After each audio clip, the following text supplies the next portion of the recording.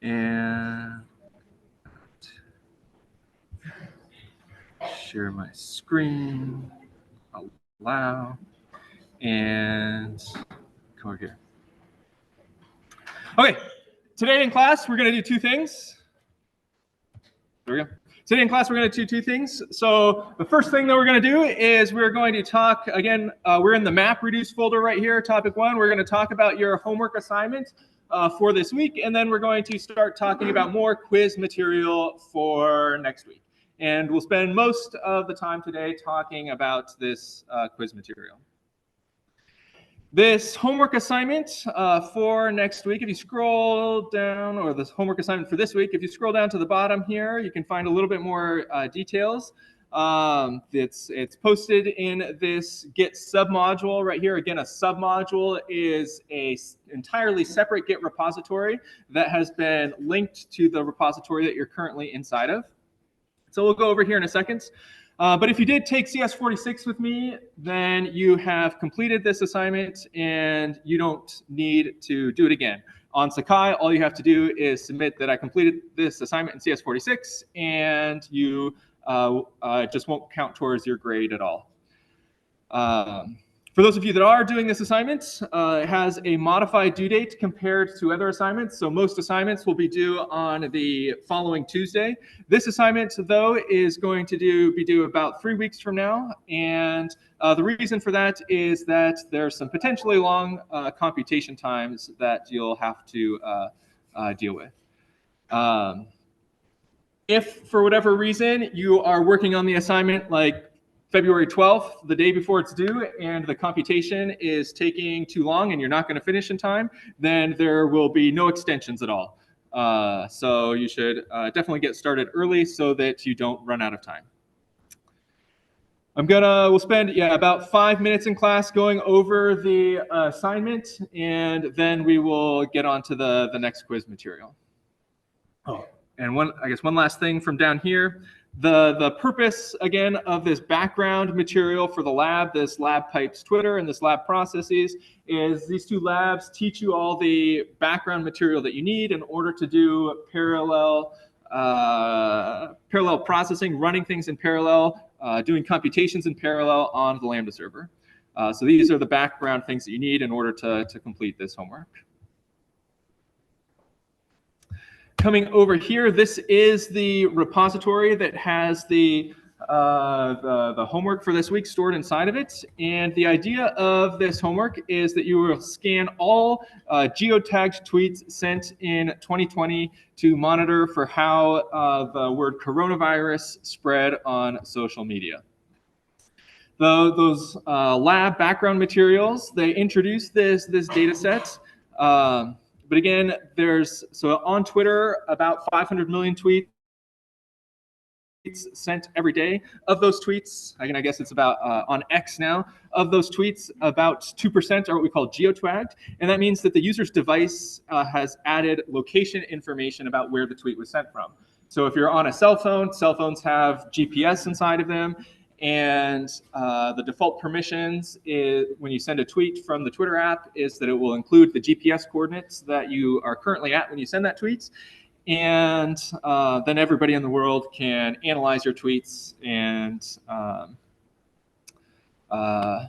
do data analysis projects with them. On the Lambda server, in this folder right here, /data/Twitter dataset, contains all of these tweets. It's about 1.1 billion tweets in total. And you're going to be analyzing all of those, writing a script that goes through them and does some simple data processing. I will highlight real quick that in general, it's bad practice to have spaces in your file names. We saw during the quiz today that spaces are very confusing and can cause a lot of weird behavior in the shell when you don't take care of them properly with your quotation marks and variable substitution. So in general, it's bad practice to have spaces in file names, but I intentionally put the space in this file name here to force you to do all of your, be very careful with your quotation marks and variable substitution that you're doing in this assignment. So if you're ever getting weird errors, one thing to check is always about the names of your files and whether they have spaces inside of them. Yeah, so learning objectives for this assignment, 3 big ideas. First one, working with large-scale data sets. So this data set stored here has 1.1 billion tweets inside of it. It's about 5 terabytes in size. So again, on the Facebook scale of things, that's still considered the small data, but for most people, that's in the large data realm. Very few people have more data than Twitter. We'll be working with multilingual text here, so Twitter is not just used by English speakers, but you'll be having to do some analysis on tweets in other languages as well. And we're going to introduce this map reduce sort of divide and conquer paradigm in order to make this computation faster. Any questions at a high level? Okay. I plan on going through this overview of the assignment pretty quickly, so if you do have questions, feel free to just shout out and stop me. Again, this background section just goes over a little bit more detail about the data set. This map reduce picture right here is the main thing that I want us to talk about, though, the high-level idea of map reduce. That we have this large data set. It is, again, several terabytes in size, and in order to do parallel processing on it with MapReduce, there's 3 steps to this procedure. The first of these steps is partitioning, breaking up that data set into smaller data sets somehow. This Twitter data set has already been partitioned for you, where the data is stored. Each individual day has its own file. So the partition step is something that's already happened, and you're going to have to do this map in this reduce step. In general, the mapping and the reducing steps are much more complicated than the partitioning steps. The idea of the mapping step is that you'll have some sort of computation that you're doing, and you'll do it independently in parallel on all of those different files. In this case, what you're going to be doing is counting the number of times people tweeted about coronavirus, and that's something that you can do in parallel pretty easily on each of these separate data sets with the Lambda server. And then the last step is that once you have all of those individual count results together, if we want to get a total count or some sort of total display of things, that's this reduce step where we're merging the results of our previous map operation together. In this case, if we're counting the total number of times people said coronavirus, then the reduce step down here is just adding all these previous numbers together. For this assignment, yeah, the reduce will be fairly easy. It'll be the map step up here that's the hardest. There's a big description about runtimes and things, which I will let you read on your own. Under the background tasks here, there's a handful of steps designed to help familiarize yourself with the code that's already given to you. I'm going to switch tabs over here. Inside the source folder of the Twitter coronavirus project, there's 3 files that you're going to have to work with, the map and the reduce files right here, corresponding to the mapping and the reducing steps, and this visualize file down here, which lets you plot the results. And this background task just gives you some tasks to familiarize yourself with what those 3 files are doing and how to use them. There's no programming going on in these background steps, or no traditional programming, no writing Python. It's just making sure that you understand how to run the commands in the shell so that you can actually run them. The actual programming, the hard part of the assignment, will come from this programming tasks down here, where you're going to have to modify each one of these different files to do different things. And there's several different tasks down here, several different things that you'll have to do in those files. I just want to talk about this uploading task 5 in class, though. And that's that one of the purposes of this assignment, and again, one of the purposes of really this whole class, all of our assignments, is that I want to help prepare you for your future job searches, whatever those are going to look like for you. And one of the things that people do in from an employer side is they'll want to see like your GitHub repositories, and this would be a cool GitHub repository to show potential future employers about large-scale data analysis that you've done. And so the uploading task here is asking you to rewrite the entirety of this README file so that it's something that you might want to show future employers. So in particular, you'll have to delete all of the contents of this README, and then this last part here talking about what to insert in order to make future employers impressed with what you've done or to get full credit on the assignment. For actual submission, you're just submitting the link to your GitHub repo in Sakai. Last note is that your first assignment in this class got you a little bit familiar with using GitHub, and in particular the continuous integration with GitHub Actions. This particular assignment we can't use GitHub Actions for because this data set exists only on the Lambda server and not on GitHub.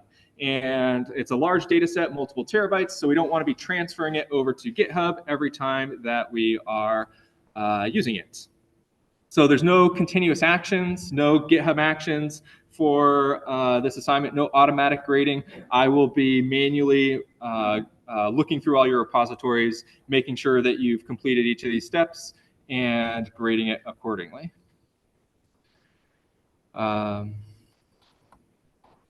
Yeah, I realize that's a super fast overview of the assignment, what to do, what to expect. So it's okay if there's no questions now, and if questions come up later, I'm happy to talk with you about them later. But are there any questions now that people have?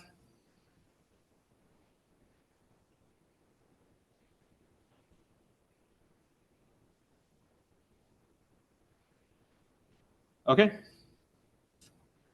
One last thing then that I'll say is that the reason we're doing this assignment here at the very beginning of the semester is that basically what we're going to see is that there is no more efficient way of doing a one-off sort of analysis of data sets. That after you've completed this assignment, then you will know everything there is to know about doing some sort of like one-off kind of query, one-off analysis of a large data set. That it's basically just write a small Python program and use the shell to run it in parallel. What we're going to be spending the rest of the semester on is what if you need to do multiple queries that are very similar to each other, and how can you speed up those similar queries, or how can you do some sort of pre-processing to make tasks go faster. And we'll be revisiting this Twitter dataset quite a lot over the next couple months of the semester. And you'll eventually re-implement all of this in a way where instead of having it take hours to days to do the computation, it will take milliseconds because you've done some special magical pre-processing of the data sets.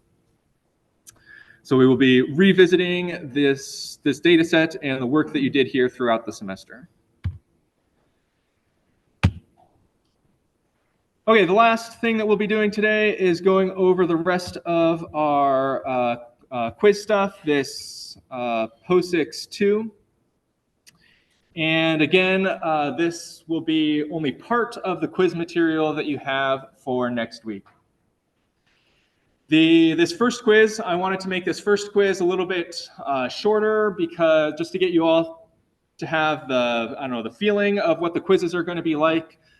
In my opinion, maybe not in your all's opinion, but in my opinion, it was a very, very easy quiz. And you can expect the quiz next week to be significantly more difficult because, as we're going to see, there's a lot more things included in the shell, a lot more sharp edges that you can cut yourself on.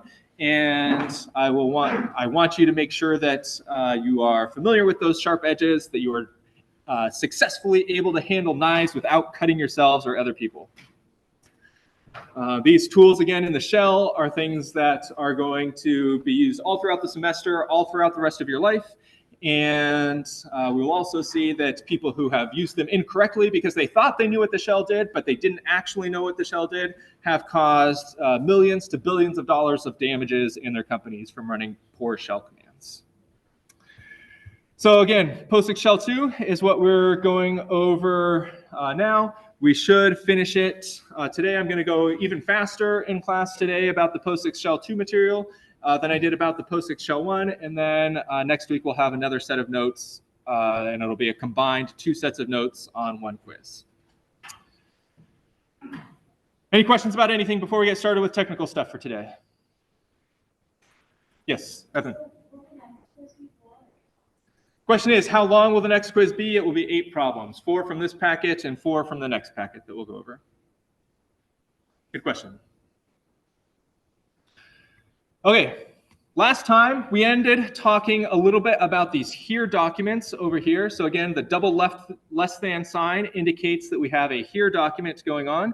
And the idea of a here document is that it lets me input a document into a command where the document is not specified on the file system somewhere, but it's specified right here in the command line.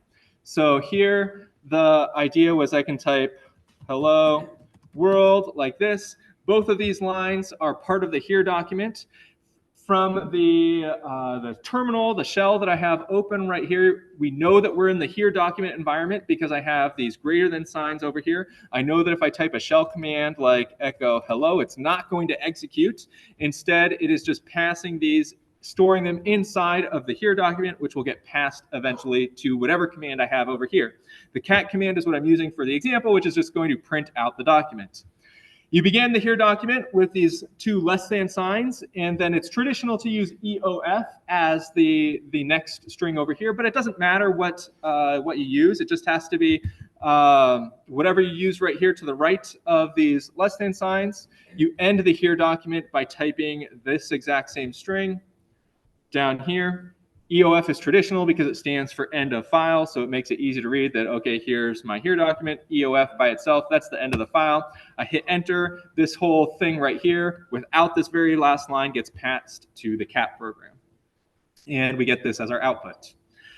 In the context of the quizzes, what's happening is that we are combining the here document with output redirection right here to create a file which will be a shell script. The contents down here is all shell commands. But again, because they're in the here document and not in the shell environment, they are not going to get executed immediately. They'll only get executed later on when I actually run the shell. So here, let's try that. Echo greater than quiz.sh. And EOF echo test, EOF like this. Notice that this echo command did not get run. This echo command did not get run. Instead, it got stored in this file quiz.sh because of this output redirection right here. And so if I do cat quiz.sh, we can see that it has the contents of this file. In order to run a shell script, you use the sh command, sh short for shell. Again, this is our all shells use sh as their shortcut for the shell. I type sh quiz.sh like this. I use tab completion right then to type that out faster, hit enter, and the sh command will go through this file one line at a time as if it was typed onto the command line here, typed directly into the terminal, and execute these lines. So here, sh quiz.sh actually runs this echo test command and outputs test down here. Any questions so far? Yes, Reason. Great question. So the question is, down here in the terminal, I'm using EOF by itself without single quotes around it. But up here on line 3 in our first quiz problem, I have single quotes surrounding this EOF. What exactly is the difference, and why would you choose one over the other? The answer is that it's related to variable substitution.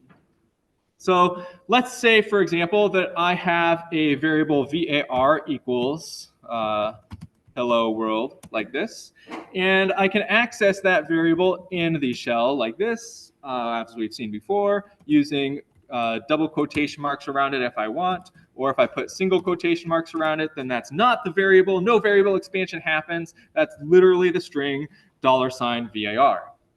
When I'm using a here document, by default, we're in an environment that's similar to the double quotation marks and not the single quotation marks. So if I do cat quiz.sh, cat output redirection quiz.sh EOF like this, and down here I say var equals goodbye world, like that. Whoops, and close that with a, I'll press Control-C to exit my here document. I made a typo. I wanted a single quotation mark at the end over here. So let's redo this. Cat quiz.sh, EOF var equals goodbye world, like that. And then echo $var like this, and EOF like that. If you just look at this here document by itself, it might look like the contents of this when I run it, sh_quiz.sh, you might predict that I would get goodbye world as the output down here. But that's not what's happening, because inside of this here document environment, this $var is actually being interpreted. If I type cat quiz.sh like this, we can see that the contents of quiz.sh does not match the contents of the here document up here. Because inside of a here document, by default, it's like we're inside the double quotation mark environment, and so $ get interpreted, and so this $var got substituted with the var that I have defined on the shell right now. And so the echo was echo hello world, and it's totally ignoring this var right here. In order to actually be able to write a shell script and include these sorts of $ syntax inside of our shell script, then we need to be able to use the single quotation mark style of quoting rather than double mark style. And we can do that in the here document with single quotation marks around the EOF like that. Now if I say var equals goodbye world like that, and echo $var, you still use EOF by itself down here as the end of file indicator. Even though we have single quotation marks up here, we still use the contents of those single quotation marks down here to end the here document. And now if I do cat quiz.sh, we can see that the $ variable did not have variable substitution occur. And so if I type sh quiz.sh, it will use the variable that's defined in the quiz.sh and not the variable that's defined in the terminal. Yes? And the question is, what if we do double quotes around EOF? So as a good computer scientist, I will just run an experiment to find out. And now if we do cat quiz.sh, we see we got no error message. So syntactically, that's totally okay. And down here, we see that it actually did not do the variable expansion down here. So it's a weird thing, I guess. I don't know what to say other than it's a thing. But the no variable expansion happening here, no matter what kind of quotes you have over here. Typically, if you wanted that to be the case, you would just use the single quotes, and if you want to use the variable substitution, you would just have no quotation marks at all.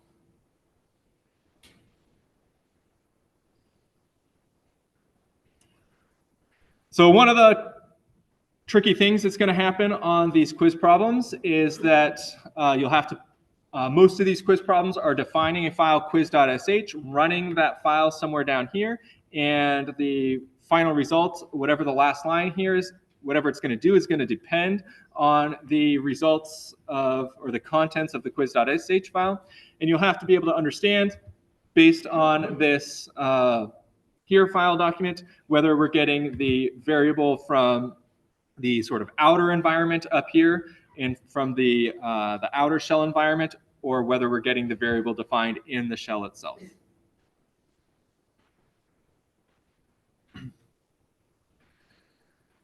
Okay, the next thing that, so what this section here is actually trying to introduce if statements. If statements behave basically like you think they would inside of a every programming language. That you have your if right here, and then we use square brackets in the shell to denote the contents of the if statement right here. And semicolon then, and then if whatever here is in here evaluates to true, we'll do the thing down here. If it evaluates to false, then we won't do the thing in here. The thing that's tricky about these if statements is that variable substitution still matters. And so if my if I do something like, we'll say foo equals hello, if that $ foo equals hello, then echo true fee like this. So the ending of an if statement is done by reversing the if, fi. So if this thing over here evaluates to true, if this whole thing right here evaluates to true, then echo true. So it did evaluate to true. So we printed true, press up, change this to world. Now they don't equal to each other, so we don't print out true down here. What's going to be hard about these if statements, though, is the way that variable substitution happens again. That here, these whether it's in quotation marks or not in quotation marks doesn't matter right now. Whether it's in quotation marks or not in quotation marks doesn't matter right now because there are no spaces in the variable name. But if there are spaces in the variable name, foo equals, or in the variable value, hello world, like that, and do this substitution, you'll see that we get an error right here because what's happening is that, where'd my cursor go? This foo right here is getting substituted with hello world, and so this is literally trying to do the check hello world equals hello, and this is just syntactically not valid in the shell to have these two things right here, two separate things being checking whether they're equal to something. It sees the first string right here and it wants an operator right here. So it's saying that you're getting too many arguments to the to this square brackets. So as you're working through these problems, that's the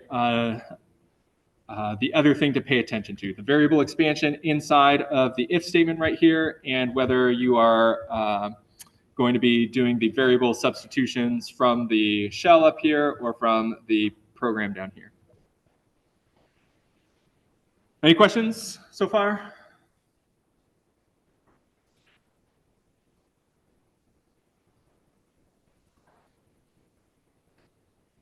How many people, this is all like, maybe it's weird, but it's at least making sense? A couple people, handful of people, half the class-ish? Okay. Yeah, this sort of stuff is just things that you have to play around with it, try going through these problems again, actually running them, seeing what happens, and again, try to be a computer scientist, follow some sort of scientific method of trying to predict what's going to happen, and then verify your prediction with an experiment. That's really the only way to get a handle on these tools. Yeah, so this whole if state section goes through the different types of operators you can use inside of if statements. There's not too many, shouldn't be any surprises really with that. I don't think that the not equals, exclamation point equals is pretty standard in programming. Else and else if behave exactly like you would expect in a programming environment, that if this thing up here does not evaluate to true, then we'll do the else command down here. So on the quizzes, there'll be a lot of if and else, and then just printing out which one of these two things is the thing that got created. And then else if also behaving like it does in every other programming language. The way in the shell we do the and or is with the double ampersand and the double vertical bar operator. This looks like two pipes, but it's pronounced or because it has the effect of or. So if I were to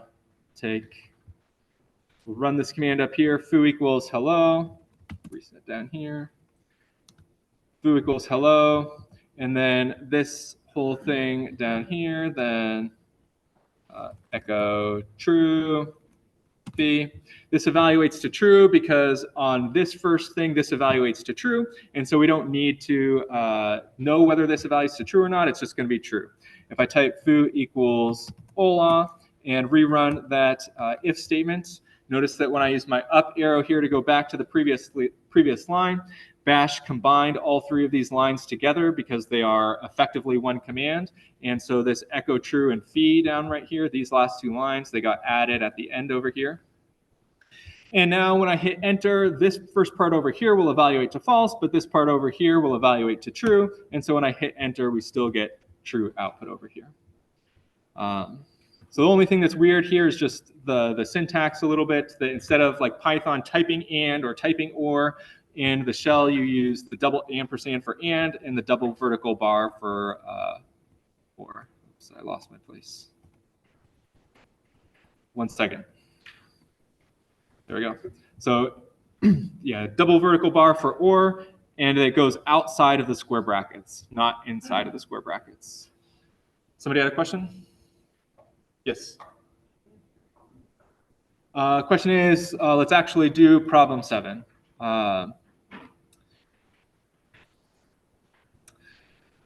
Sorry, that's going to take a little bit more time than we have available.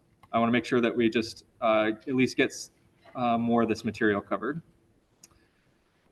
In the shell, the terminal, there's built-in commands, built-in true and false that you can run, and they just behave exactly like you expect. True and something, this whole thing will evaluate to true, or false and something, the whole thing will evaluate to false. And then the bang operator, this exclamation point, often pronounced bang. The bang operator just does negation. So you can include, in order to do a not equals, you can use the bang equals inside of the square brackets, or you can put the exclamation point, the bang out front. Either way is acceptable. It evaluates to exactly the same thing. Okay, all of that, I think, at least the way the if statements are behaving is relatively straightforward. The things start getting a little bit more interesting, confusing when we get to this inline conditions down here.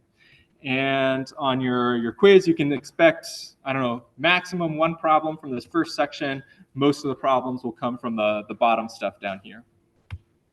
In this inline condition here, this is an example of the inline condition that we have right here.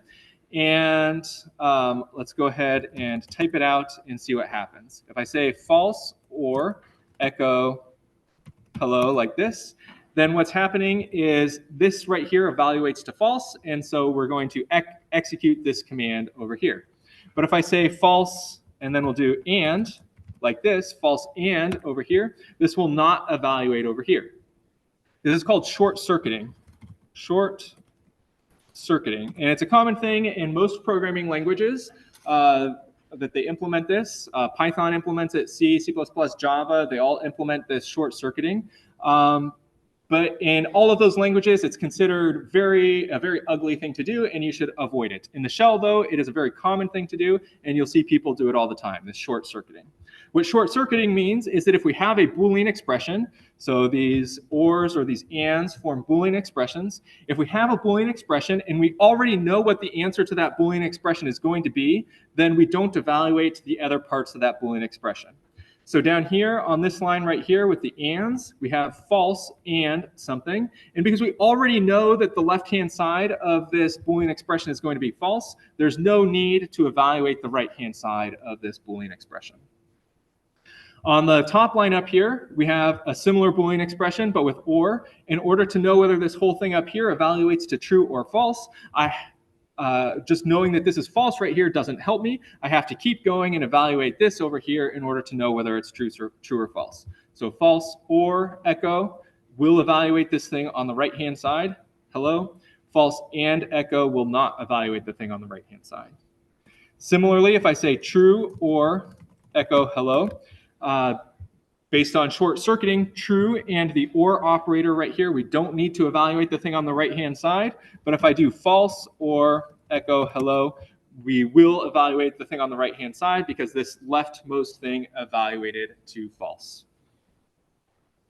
This short-circuiting is something, again, that's it's a little bit confusing at first about both just what is it doing and why would you want it to do it. But next week we are going to see, we're going to start using something called Docker, and it's very common to use this short-circuiting technique within Docker files for various reasons. And so it's something that you'll need to be very familiar with, both for the quiz and to be able to do the assignments. Any questions about the short-circuiting? Yes. Fantastic question. The question is, and I've sort of glossed over this, but like in an ordinary programming language, we have types in an ordinary programming language, and those types enforce that the thing on the left must be Boolean and the thing on the right must be Boolean for this or and this and operator. It makes sense that false and true, those seem like Boolean values to me, but echo does not seem like a Boolean value to me. So what's going on here? And the answer is actually, so recall that in the shell, there are no types. Or some people would argue that every type is a string. And actually, this false and this true, these are not special things about the shell. These are just commands that exist on your system in the same way that echo is a command that exists on the system. And every command on the system is just a program that is being run. There's this program which that will tell you where something is located. So I can type which echo. Every time I type echo in my shell, it's really looking at this program right here and running that program. And if I type which true or which false, it's really just running each of these programs every time I do it.